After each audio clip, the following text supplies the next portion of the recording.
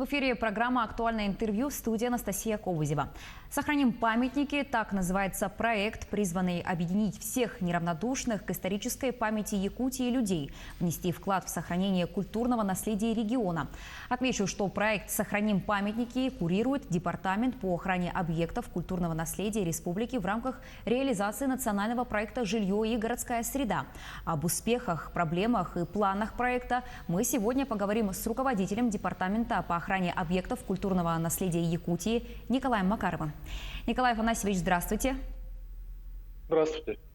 Проекту, инициированному главой республики «Сохраним памятники» уже год. За это время отреставрированы десятки памятников и объектов культурного наследия. В этом году пандемия помешала как-то ремонтным работам, и сколько памятников уже удалось отреставрировать?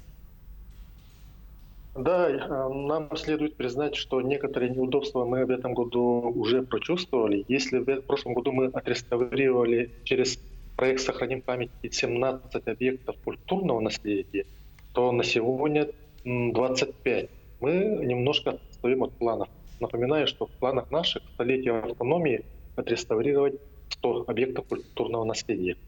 Отставание идет, но несмотря на это у нас радужные планы, и думаем, что при помощи энтузиастов, краеведов, отдельных патриотов мы наверстаем план. А вот 100 памятников – это в течение этого года или это на какой-то такой долгий промежуток времени? Это мы изначально «Сохраним памятники» проект посвящен столетию автономии. Поэтому у нас этот проект будет длиться до празднования мероприятия, посвященных столетию нашей якутской автономии. И к этому времени мы должны восстановить 100 памятников. А можете вот привести примеры, какие конкретно памятники удалось отреставрировать, вот наиболее такие на слуху, наиболее популярные? Да, естественно, это в первую очередь самым крупным объектом до сих пор является объект культурного наследия регионального значения, памятник мельнице-топчанке в селе Черпёк Татинского района, который был отреставрирован на средства главы республики Саха Асия Сергеевича Николаева, и который мы открыли 30 августа 2019 года. И вторым объектом тоже является, и особенно этим гордимся, объект, восстановленный опять же в селе Черпёк. Это якутская восьмигранная юрта 1867 года постройки. Это тоже очень крупный объект, и он восстановлен на средства сотрудников налоговой службы, за что мы им искренне благодарны. И одним из проектов, в которые больше вложились, это амгинские объекты культурного наследия.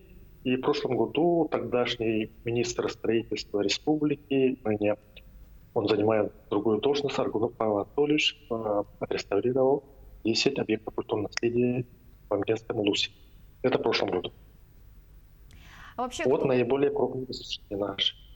А вообще, кто активно участвует в этом проекте и какие суммы направляют на восстановление памятников? Знаете, объекты культурного наследия, они различаются на федеральные, региональные и местные. И памятники, они совершенно разбросаны по своему объему. Допустим, объект культурного наследия наиболее сложное состояние является это здание реального училища. Например, восстановление реального училища может нам обойтись довольно-таки крупные суммы, насчитываясь на сотни миллионов рублей. А есть объект культурного наследия тоже таким же статусом, в котором восстановление объекта может обойтись на десятки тысяч рублей. Это покраска и так далее. Но статус этих объектов, оно равное. Поэтому, когда мы восстанавливаем объект культурного наследия, мы даем возможность участникам самому выбрать объект культурного наследия. То есть, если он имеет возможность, он выбрать такой крупный объект, как в этом году выбрали сотрудники налоговой службы. Это считается очень крупным объектом. И объект, который был восстановлен Асией Сергеевичем, примерно на такую же сумму. А вот, допустим, памятник, восстановленный министром сельского хозяйства Атласовым Александром Павловичем в Намском Улусе, он немножко сумма поскромнее, что не умаляет. Он восстановил памятник, посвященный победе в Великой Отечественной войне. То есть суммы зависят от желания и возможностей участников. Ну, получается, К что примеру, получается, что все вот эти объекты, они разные, получается, и деньги привлекают, и могут из федерального, регионального, местного бюджета, кто-то вкладывает свои личные средства. да, и прекрасный пример был, когда молодежный совет компании «Алмаз Панабара» в прошлом году за счет своих средств, и сами они физически принимали участие, они сваривали, они находили материалы, был восстановлен памятник героям гражданской войны на территории городского округа город Якутск. Это был уже прекрасным примером, когда молодежные организации восстановили памятник. Или пример этого года, когда предприниматель из города Нюрнберг Григорий Крыжиновский восстановил за свой личный счет памятник в городе Нюрнберг. Это тоже значительное достижение и товарища нашего Крыжиновского, и проекта «Сохраним память». А вообще, кто занимается непосредственно реставрационными работами? Хватает ли специалистов? Мы с гордостью отмечаем, что в течение относительно короткого времени, в течение 2 последних лет, мы научились и имеем возможность самостоятельно реставрировать любые объекты культурного наследия на территории Республики Саха. То есть в совсем недавнем прошлом этим занимались наши коллеги из других регионов. В частности, в Пермской области активно тут работали, из Бурятии активно работали. А ныне, и в том числе благодаря проекту «Сохраним памятнику», вот эта экономическая ниша занимает тоже наши земляки из Якутии. И, к сожалению, или может быть даже это большой плюс, реставрацией объекта культурного наследия не имеет права заниматься любая строительная организация, и тем более физическое или юридическое лицо. На это нужны специальные лицензирования, аттестация этих учреждений, которые они получают в Министерстве культуры Российской Федерации. Таких учреждений в нашей республике 2. Это дизайн-студия «Уран» и ООО «ОСК Стройиндустрия». Вот эти 2 учреждения ныне активно занимаются реставрацией наших деятельных объектов культурного наследия. И я даже уверен, что если в столь короткое время нам удалось завоевать собственный рынок республики, то в скором времени нам бы хотелось попробовать силы наших коллег за пределами республики. Думаю, что мы к этому должны прийти рано или поздно. Ну, действительно, очень отрадно, что мы готовим собственных специалистов, а не привлекаем кого-то извне. Вот расскажите, как вообще составляется реестр культурных объектов, как часто он пополняется? На самом деле, следует признать, что памятников истории культуры в Республике Саха-Якутия гораздо больше, чем мы насчитываем.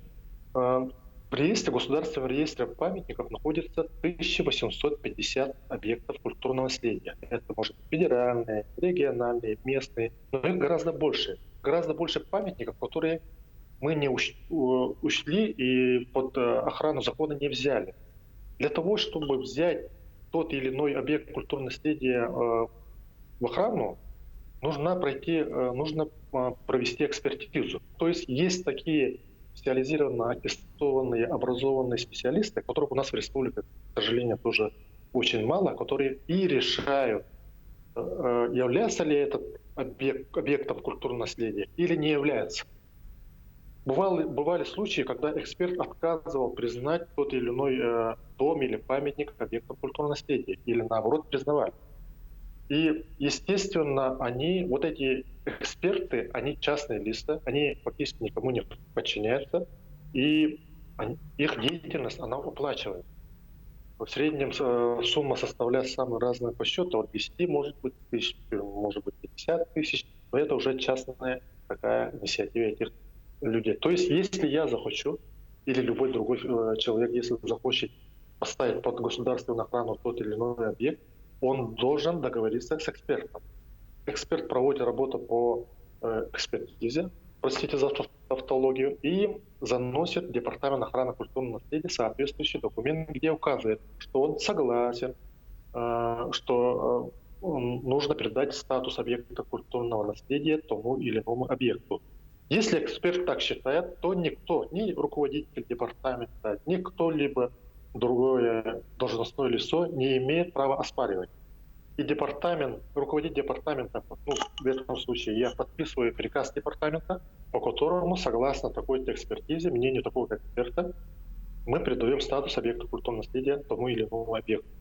И свой приказ экспертной оценкой мы направляем в Министерство культуры Российской Федерации, который уже ставит в реестр. Но самым главным документом тут является экспертная оценка и приказ руководителя департамента. И все. Хотя это и я рассказал коротко, но проведение экспертизы занимает в среднем где-то полгода. То есть это очень долгий и весьма дорогой процесс. Ну, действительно, очень много тонкостей вашей работы. Вот расскажите, какие культурные объекты требуют в Якутии пристального внимания?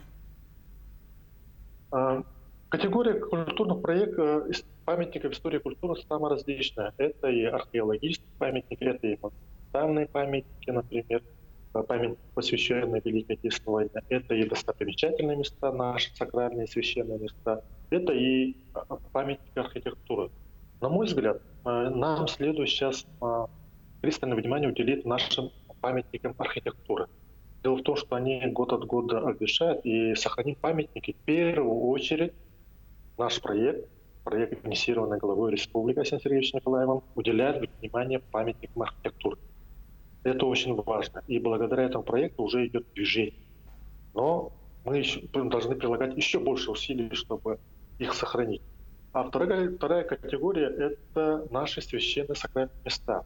Следует мне добавить, что зарегистрированных священных сакральных мест через закон, 73-й федеральный закон по охране объектов культурного наследия в республике нет. Это к чему привело? Это привело к тому, что наши священные места, которые мы всегда считали своими родными местами, например, места проведения СДР, есть примеры, когда они ушли в частную собственность. То есть на них уже оформлена частная собственность. Это, уже есть такие места. Или вот совершенно свежий пример – это село Еланка, когда сакральное место ямщиков Хангаласского Луса, Иркутского тракта ушло в частную собственность. И они фактически сейчас дойдут до судебного разбирательства, но это будет очень сложно оспаривать право частной собственности. А если бы эти земли стали бы через Департамент охраны культурного наследия учет и взяли под охрану, никто никогда не имел бы права на них посягать. Таких примеров будет еще больше. Я думаю, то, что нас ждет в этом отношении в будущем. Вот в городах и селах сейчас устанавливают многочисленные памятники и знаки. Да. А кто обязан за ними ухаживать? Я как специалист, как человек, несущий ответственность, когда слушаю информацию о том, что там или там-то где-то установлен памятник, начинаю немножко беспокоиться. Потому что я точно знаю, что когда энтузиасты ставят памятник, они не задумываются о будущем содержании этого памятника. И мы, особенно по городу Якутска, можем привести массу примеров, когда они начинают в очень скором времени обветшать и нуждаться в тех или иных ремонтных работах. Поэтому я думаю, что новые памятники, они не являются объектами культурного наследия. То есть, строго говоря, они не охраняются соответствующим федеральным законом.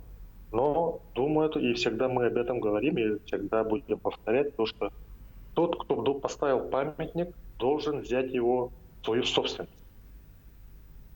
Чтобы потом за этим памятником смотреть, содержать, облагораживать, благоустраивать и, естественно, ремонтировать.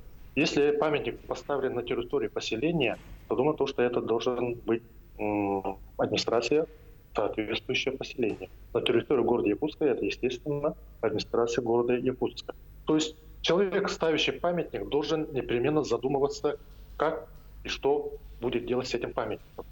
Мы имеем сотни примеров, когда в свое время были поставлены памятники, потом их забыли, и они сейчас олицетворяют совсем другое чувство, чем должны были олицетворять. Я думаю, что это неправильно и совершенно такая серьезная проблема представляет. Вот действительно, Вот. одно дело возвести памятник, а другое дело потом за ним смотреть и ухаживать. Да, да, совершенно правильно. И, естественно, понимая данную проблему, мы повторяем то, что свыше 80 памятников по всей республике не имеют хозяев. Это привело к плачевному состоянию наших объектов культурного наследия. И мы сейчас уже начали работу с нашими коллегами из правоохранительных органов. Если где-то нет желания стать хозяином своего объекта культурного наследия, мы должны убедить наших коллег из муниципальных органов власти, государственных органов власти все-таки нести ответственность за тот памятник, который они поставили в свое время. Николай Афанасьевич, большое спасибо за очень интересную беседу. Желаем вам успехов в вашей нелегкой работе. Спасибо вам. Спасибо. О проекте «Сохраним памятники» мы говорили с руководителем Департамента по охране объектов культурного наследия Якутии Николаем Макаровым. Оставайтесь с нами.